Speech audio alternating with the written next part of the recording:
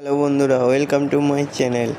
রোহিতের বলা অবসর নিয়ে নেব পন্থকে এই ভিডিওটা ইতিমধ্যেই ভাইরাল হয়ে গেছে, যেখানে দেখা যায় রোহিতের হাতে রয়েছে একটা স্ট্যাম্প। হিটম্যানকে দেখে পন্থ প্রশ্ন করেন, স্ট্যাম্প নিয়ে কোথায় যাচ্ছ?